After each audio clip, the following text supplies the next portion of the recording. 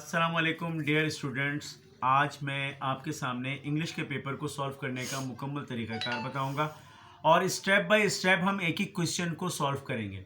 सबसे पहले नंबर पर अनसीन वाला सवाल हम सॉल्व करते हैं, जिसमें पहला क्वेश्चन में हमारे पास पहला एक पैराग्राफ आता है।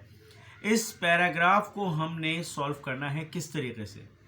याद रखिएगा कि इस पैराग्राफ के अंदर सबसे जो मेन चीज़ है वो क्या है कि इसके नीचे 3-4 सवाल, बाज़ औक़ात 5 सवाल आते हैं लिखे हुए।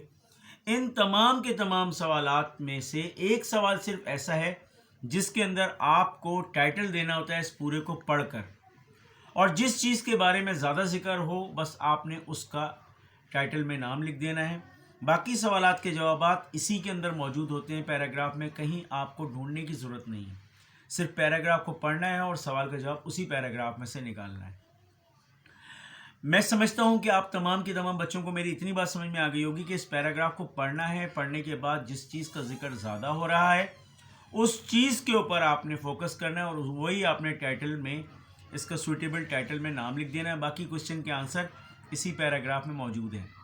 इसके बाद क्वेश्चन नंबर 2 की जानिब हम आते हैं। तो क्वेश्चन नंबर 2 में बेटा समरी करनी होती है। समरी का तरीक़ाकार आसान तौर पर क्या है कि पहले वाले पैराग्राफ जो आपको अनसीन का दिया हुआ है इसको आपने पढ़ना है।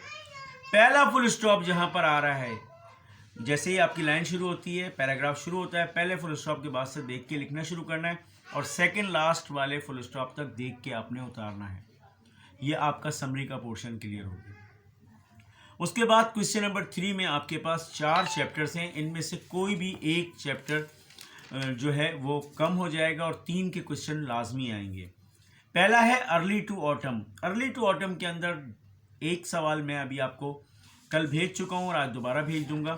एक ही मैं आपको पैराग्राफ दूंगा, उसको याद कर लेना। अगर अर्ली टू ऑटम का बिल और मैरी का कोई भी क्वेश्चन आ जाए तो बस आपने वही एक सवाल लिखना है। उसके बाद चार्ल्स के 2 सवाल आते हैं, एक करेक्टरिस्टिक्स ऑफ लोरी और एक जो आता है वो चार्ल्स का करेक्टरिस्टिक आता है। इन दोनों के अलावा तीसरा सवाल नहीं आता। बाज़ों का पीटीएम पे आ जाता है सवाल, तो वो पीटीएम जो है वो भी आप चार्ल्स में से 3 सवालों को देख सकते हैं।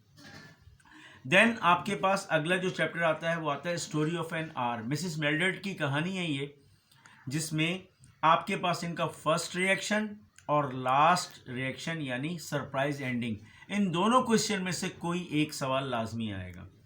देन प्लान ऑफ अटैक का एक सवाल 5 ईयर में आया हुआ है, वही कभी कभार आ जाता है। वैसे मेरे ख्याल से प्लान ऑफ अटैक का इस साल आना मुश्किल है।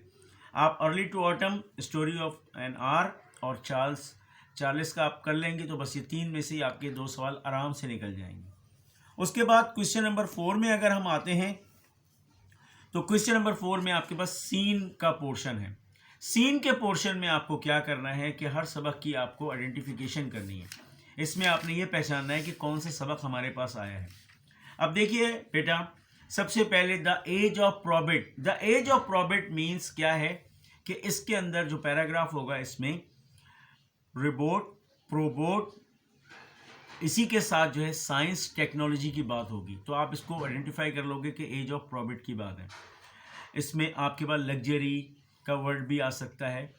उसके बाद जेंटल जाइंट। जेंटल जाइंट में गोरिल्ला, जू, एनिमल, हॉलीवुड, इस तरह का कोई एक लफ्ज़ आएगा तो आप समझ लेंगे कि ये जेंटल जाइंट से।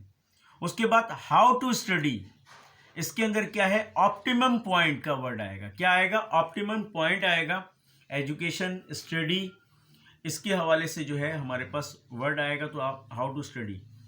ट्रॉपिक्स, द ट्राइपोड्स जो है वो ऐसा टॉपिक है जिसके अंदर आपके पास क्लैपिंग, कैप्स, फेस्टिवल, ऑजीमेंडस, इस तरह का कोई लफ्ज़ आएगा तो ये द ट्राइपोड्स, या फिर ट्राइपोड्स का खुद भी लफ्ज़ आ सकता है।